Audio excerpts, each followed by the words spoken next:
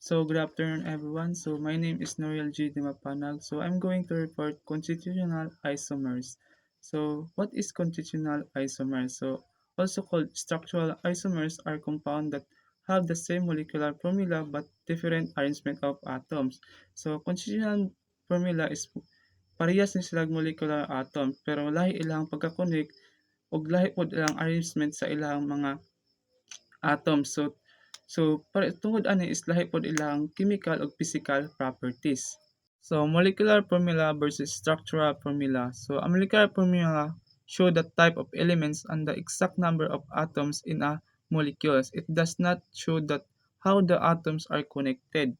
So ang molecular formula is gipakita lang diri og unsa nga mga elements og pila og unsa ang atoms ang naa sa compound. So diri wala gipakita sa molecular formula og giunsa pag-connect og arrange ang mga atom. So for example kanang 4 carbons and 10 hydrogen. So dira sa example is wala gipakita ang structure sa giunsa pag-connect ang hydrogen ug carbon ug pila ka carbon ay pila ka hydrogen sa isa ka carbon. So igo lang gihap og pila ka carbon ug pila ka hydrogen ang naa sa isa ka structure kay wala gid gipakita ang exact nga arrangement og giunsa pag-connect. So mao na siya ang molecular formula. So structural formula show how the atoms are connected or arranged in a molecule. So diri ay sa structural formula is opposite ra na siya sa molecular formula kay isang structural formula is gipakita og giunsa pag-connect og pag-arrange sa mga atoms. So for example, parehas anang structure. So gitawag na siya isopentane. So mo nang iso since nasa substituent. So or nasa branch. So mo na siya gitawag sa iso. Nganong pentane? So pentane is since sa isa ka structure og pila ka carbon is mo na siya ang gihap. So giapil og gihap ang carbon nga nasa substituent. So mo na siya isopentane. So if mag-ayupak ni naman tayo is ang atong pangitaon lang gud is continuous longest carbon chain. So ang pinakataas lang gud since ang pinakataas is ang 4 carbons. So ang substituent is dili na siya apilon kay ang pinaka atong pangitaon lang man is ang longest carbon chain. So ang longest carbon chain is ang 4 carbons. So ang 4 carbons is mo na siya ang butane. So ang substituent is nabutang siya sa ikaduha nga carbon. So mo na siyang night 2. Then ang isa ra man ato ang substituent is mo na siya ang ginatawag na methyl. So ang atong ayupak name adya kay 2-methyl butane. So why constitutional isomer occurs? So constitutional isomer occurs because carbon atoms can connect in different way while keeping the same molecular formula. So mahitabo ang constitutional isomer kay ang carbon atoms is mahimong ma-arrange o ma-connect sa laing-laing pamaagi. So bisan pag pareha sila og molecular formula, lahi ang ilang structure mao nang ginatawag sila constitutional isomers. Example of butane. So natay duha ka example og butane. So una diya is ang single chain ug ang branch chain. So ang single chain is natay N-butane. So ginatawag siya N tungod kay walay naka-connect siya or wala siya kanang branch. So mo nang butane is since upat siya ka carbon. So mo na siya ang straight chain dito, straight chain. So ang isobutane naman tayo is mo na siya ginatawag og iso since nanatay branch. So matawag siya iso if nana siya branch. So isobutane since upat man ka carbon ang upat man ka carbon sa isa ka structure. So ato pang ihap og ang apil ang substituent nga carbon since wala pa man ta nangayo og parent name. So diya sa kanang naka close and open parenthesis is diya na to ginatawag nga 2-methyl pentane. Tungod ang 2 is ang substituent is nabutang siya sa naka-connect siya sa carbon 2. Then ang methyl is mono siya ang isa ka substituent nga ni connect. And ang pentane is mono siya ang 3 carbons. So since ang parent name nato is ang pangitaon man is longest continuous carbon chain. So ang longest continuous carbon chain dia is ang tulo ka carbon. So ang substituent is dili nato na siya apilon ihap since dili man na siya mao ang longest. So ang longest ka carbon dia is ang tulo. So ang 3 carbon is ginatawag na siya pentane. So mo na siya. So example of pentane. So N-pentane tungod kay ang N, di ba, mo to siya ang straight chain or walay nakakonek sa iya or walay branch. So ang pentane is mo na siya ang 5 ka carbon. Ang isopentane is mo na po na siya ang 5 ka carbon gyapon nga giapil na tog ihap ang substituent since wala pa man ta nangayog parent name or IUPAC name. So ang 2 is mo na gyapon na ang ikaduha nga carbon nga gikunikan sa substituent. So ang methyl is mo na siya ang isa ra ka substituent ang nikunik. So ang butane is mo na siya ang upat ka ka-carbon nikunik sa mo na siya ang upat ka carbon nga pinakataas or longest continuous carbon chain. 5 isomers of hexane. So ang hexane is nasa 5 ka constitutional isomers. So pareha sila tanan og molecular formula nga na 6 carbons og 14 hydrogen. Pero lahi-lahi ang ilang arrangement sa ilang carbon atom. So tungod ani 5 ka lain-laing structure ang mahimong mabuo gikan sa usa ka molecular formula. So ang una is ang hexane. So dira is makita nato siya is kanang straight lang yun siya or kanang wala siya walay na connect or walay branch. So mo na siya ginatawag na straight chains tungod kay walay na connect or walay murag straight lang yun siya o walay kanang ni connect. So ayang carbon dia is ang siya ka carbon 6 and 14 hydrogen. So mo na siya ang matawag sa hexane tungod kay unom ka carbon. So og 14 ka hydrogen. So sa ikaduha nga example naman is ang 2-methyl-pentane. So tungod ana is ang 2 is mo na siya ang 2 is na connect siya sa carbon 2.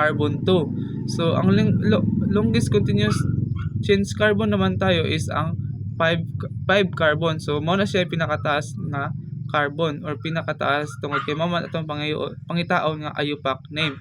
So ang 5 carbons is mo na siya pentane. So ang pentane is mo na siya ang answer is 2-methyl-pentane. So ang ikatulo is ang 3-methyl-pentane tungod kay ang 3 is mo na siya na-connect sa carbon 3. Tapos ang longest continuous carbon chain naman nato is 5 gyapon siya ka carbon. So ang 5 ka carbon is mo na siya ang pentane. So atong ipon ang carbon is makuan gyapon sa 6 carbon og 14 hydrogen. So mo na siya ginatawag nga 5 isomer of hexane. So ikaupat na tong nga example is ang 2,2-dimethyl butane. So anong 2 man siya tungod kay ang isa ka carbon is duha ka branch or duha ka branches ang ni-connect or duha ka buok ang ni-connect sa isa ka carbon. So mo nang ang ilang gikunikan nga carbon is ang ikaduha tungod kay ang ikaduha is mo na siya ginatawag nga 2,2. So dimethyl butane is mo nang di siya kay duha ka branch mo na siyang gitawag nga dimethyl. So ang butane is mo na siya ang longest continuous carbon chain. So ang atong longest carbon chain dia is ang sa number 4 is mo na siyang upat ka buok, mo na siya ang butane. So last is ang number 5. So 2,3-dimethyl-pentane. So ang una is ang 2 tungod kay ang unang nga branch is na-connect siya sa carbon 2. So ang ikatulong nga sa munang 3 is ang ikatulong nga branch ay ang ikaduha nga branch is na-connect siya sa ikatulong nga carbon. Munang 2,3-dimethyl butane. So ang dimethyl is ang di is mao gyapon na siyang duha ka matawag sa di tungod kay duha ka branch or duha ka buok ang ni-connect sa carbon. So ang butane is mo na siya ang longest continuous carbon chain. So tungod kay upat ka buok ang upat ka carbon ang longest continuous carbon chain is mo na siyang natawag nga butane. So longest carbon chain. So always choose the longest continuous carbon chain as the parent chain. So makita nato sa example is ang pinakataas nga longest carbon chain is ang tulo ka carbon. Since makita nato sa naglinya is tulo ka carbon ang pinakataas. So yung mo say longest, so 3 carbon. So iyang parent name is ang propane. Tungod kay ang propane is mo na siya ang tulo ka carbon. So, IUPAC naming. So, ang step 1 na to is find the longest carbon chain. So, makita na to ang structure nga nasa ubos sa number 4. So, pangitaon na to ang longest carbon chain. So, ang longest carbon chain dia is ang tulo ka carbon. Since mao naman na siya ang pinakataas. So, ang tulo ka carbon is mo na siya ginatawag nga propane. So, ang parent name na to is ang propane. So, ang step 2 is identify the branch. So, atong i-identify ang branch ug pila siya kabuok. So ang branch is nakabutang siya sa top in. So nabutang siya sa ikaduha nga carbon. So matawag siya methyl tungod kay siya ra man isa dili siya matawag og di tungod kay isa ra ka substituent o isa ra ka branch. So ang step 3 is number the carbon chain. So ang pasabot ani is ug asa dapitan nakabutang ang ug asa nga carbon nakabutang ang substituent or ikapila nga carbon ang gikunikan sa substituent. So makita na to diya sa atong structure nga ang gikunikan sa substituent or ang sa branch is ikaduha nga carbon. So manang number 2. So ang step 4 is write the IUPAC name. So atong IUPAC name diya is 2-methyl propane. So ang 2 is mo na siya ang gikunikan sa substituent, ikaduha nga carbon. So ang methyl is mo na siya atong substituent or isa lang ka substituent man ang methyl. So again dili siya matawag og di og tri tungod kay isa lang ka substituent. Matawag siya di tungod kay og duha na ka substituent or duha na ka branch. Matawag siya tri if tulo na. So ang propane is mo na siya atong longest carbon chain. So physical and chemical properties. So ang physical properties is mauni ang kinaiya sa usa ka substance nga makita o masukod nga dili mausab ang iyang identity o chemical composition. So sama sa boiling point. So mao ni ang temperature kung diin ang liquid mubukal og mahimong gas. So for example, kung ang pabukalon ang tubig mahimo siya o mahimong musingaw. So second is ang melting point. So mao ni ang temperature kung diin ang solid matunaw og mahimong liquid. So for example, ang ice matunaw siya og ibutang nimo sa tubig. So ang sunod is ang density. So mao ni ang nagpasabot kung unsa kabug-at ang substance kumpara sa iyang gidak-on. So for example is ang bato mas dense kaysa sa kahoy. Mao na ang bato is mulubog siya or mulubog siya sa tubig samtang ang kahoy is mulutaw siya. So solubility. So ang solubility is mo ni siya ang kahanas o sa usa ka substance nga matunaw sa laing substance sama sa tubig. So for example is ang kanang asukal. So ang asukal is dili siya matunaw sa tubig kung bugnaw. So chemical properties is mao ni siya ang mga kinaiya sa usa ka substance nga makita lamang kung muriak kini og mahimong bag-ong substance. So first is ang reactivity. So ang reactivity is nagpasabot kung unsa kadali o kakusog moriak ang usa ka substance sa ubang chemical. So for example, so ang kanang bakal or puthaw mahimong kalawangon kung ma-expose dayon sa tubig or sa oxygen.